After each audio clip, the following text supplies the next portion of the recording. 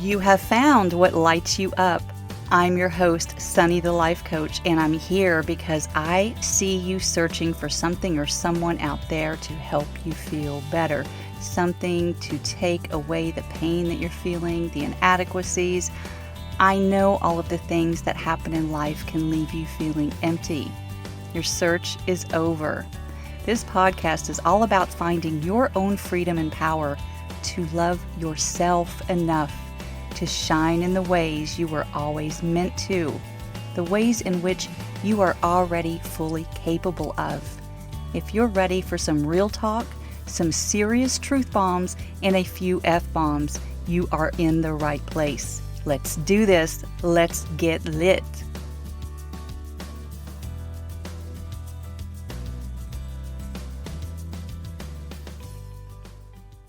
Hey there. Welcome to a special episode of What Lights You Up. I have had 6 weeks in a row of sharing conversations with others, and I have loved creating every single one of them. We have talked about manifesting, connecting, and making ripples, tapping into your sexual energy and sensuality, and even how to have a good life when anxiety is hitting you. I have fully appreciated every single one of my guest episodes, and I have several more lined up for you throughout the month of May. Stay tuned. That said, I feel called because, well, Mother's Day. For some reason, Mother's Day is kind of hitting me some kind of way this year, and so I have a few things to say to those of you listening who may not feel like celebrating for one reason or another. Because it's not really about me and how I'm feeling about it. I'm feeling just fine about it. I am a mother, and I still have my mother. She's living her best life right now, and we have a great relationship. No, what's hitting me is that this hasn't always been my story. And I know it's not the story for many of you, so I want you to hear me today. I know that today is difficult. I truly do. I don't know your pain, but I know the pain. I know some kind of pain. I certainly know my own. I think when it really struck me was hearing my friend Whitney's podcast, which is around infertility, the Healing Forward Project, earlier in the week, and she was prepping her listeners for Mother's Day because it is the day that is a real punch in the gut for those who have experienced miscarriage, infertility, or the loss of a child. Now, I think what Whitney is doing is a beautiful thing. It is a gift to the world. She's truly putting the hardest topics out there for everyone to have a better understanding of what it's like to be childless and dealing with loss on Mother's Day, and what it's like to be childless and a devout Catholic on Mother's Day. Listen, I spent a hot minute being Catholic myself, but perhaps I was too young to notice this was happening. Perhaps I wasn't a good enough, in air quotes, Catholic, and I skipped those masses. I had no idea that flowers were passed out to the mothers during Mass. Not until I heard Whitney's latest podcast, like, stand up and be acknowledged if you're a mom. The rest of you can just sit there with your raw emotions and fester. Okay. That is one of the many scenarios that you can possibly find yourself in on Mother's Day that you might just be very damn uncomfortable sitting with. I also saw a social media post from a childhood friend earlier in the week that contained photos of her late mother and daughter. She lost them very close together not long ago. Her daughter was in her early 20s, I believe. Not that her age matters. I can't imagine what it is like to lose a child at any age, a child that you have raised and loved. And she said, Mother's Day will never be the same. Indeed. My sweet friend, I am sending you love and light every single day.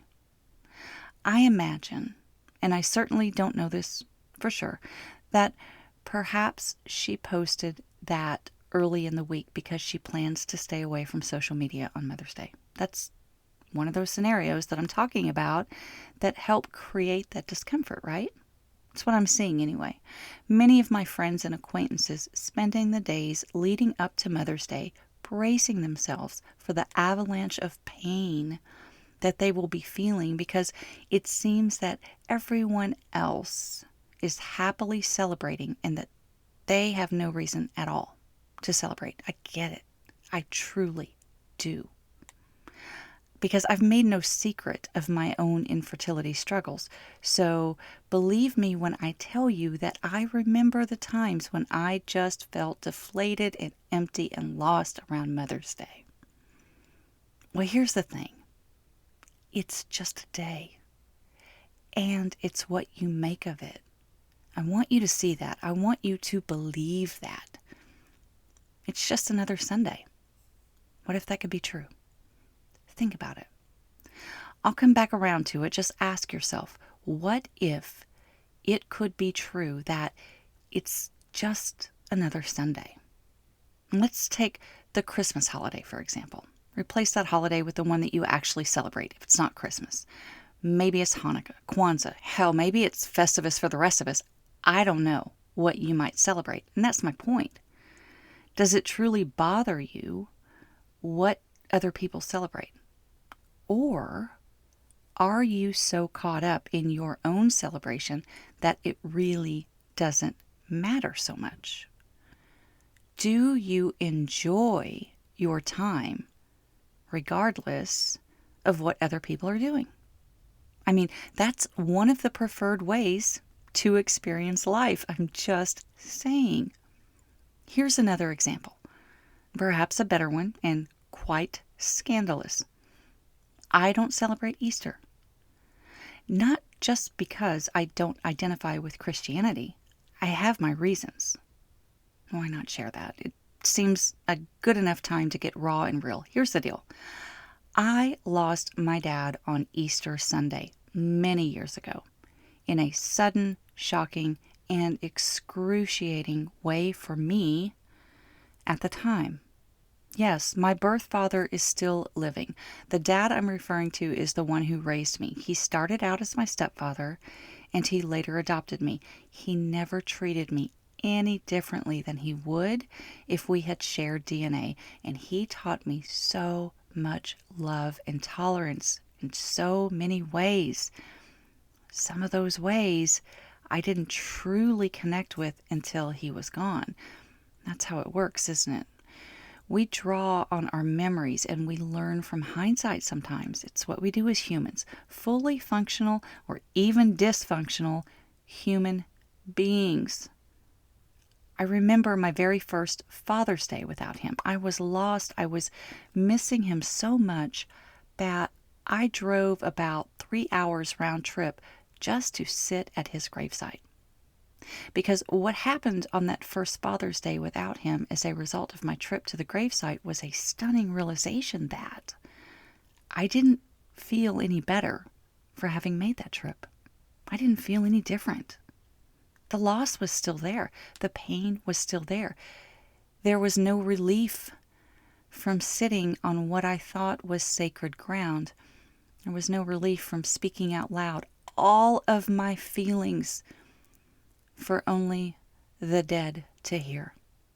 No relief.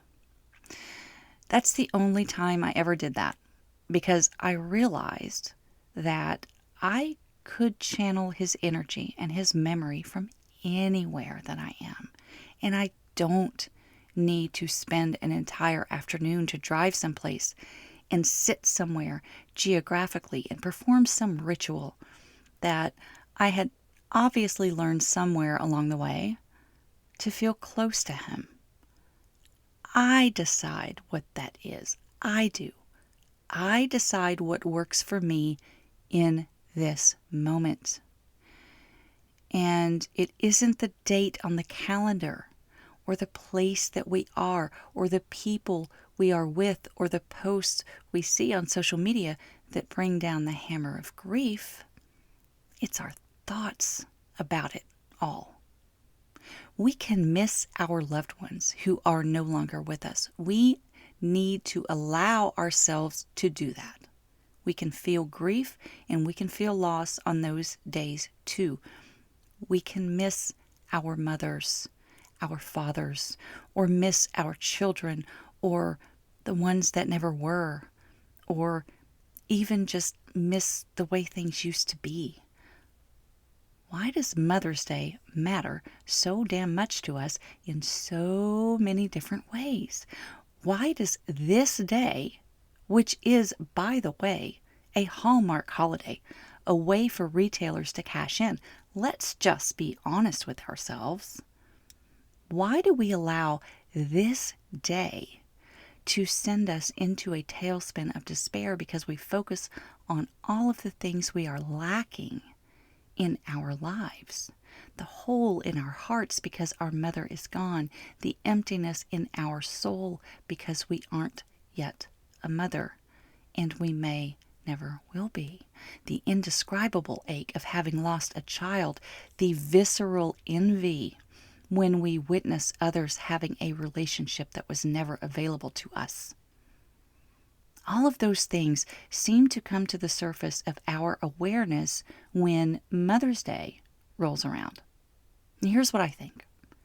I'm just giving Sunny's view on the matter in the moment in case it is helpful in some small way. I think that mothers are sacred.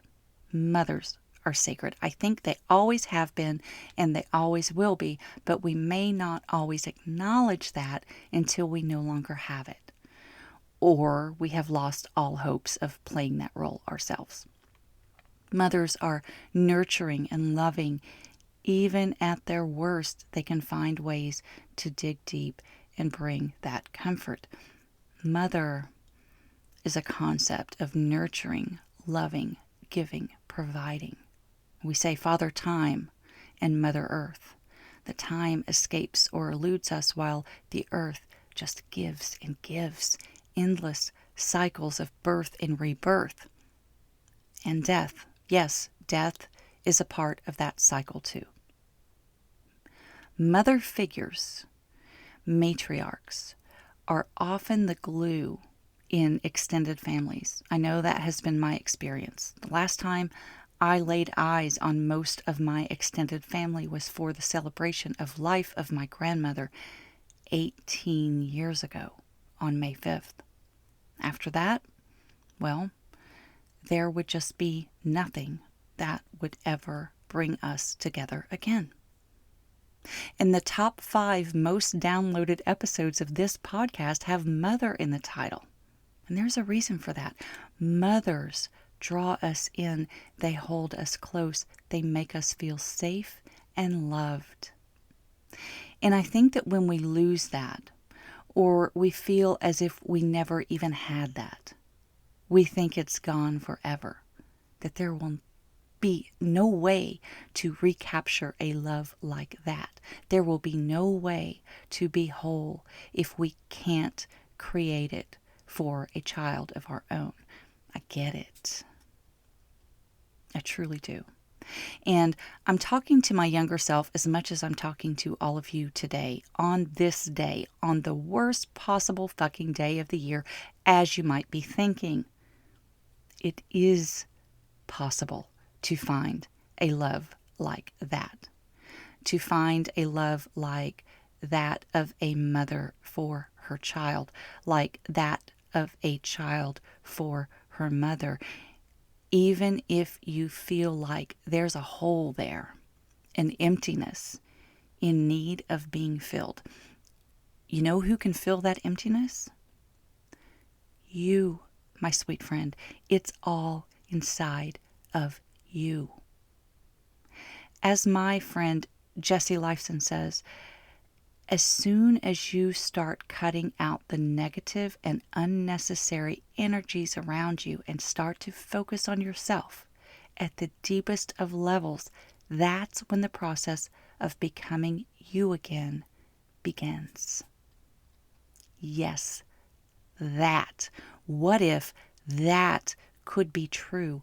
What if instead of the aching and longing for what we have never had, or perhaps we never will have, or the aching and longing for what we did have but was lost, what if we started to see those as the negative and unnecessary energies?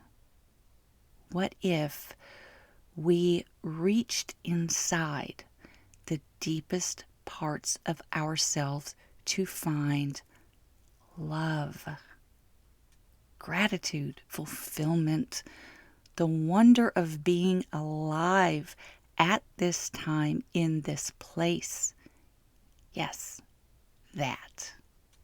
Your aliveness. Do you know how to know that you're truly alive? You feel.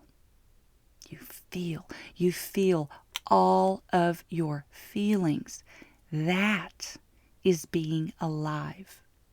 And that alone is something to be grateful for today and every single day.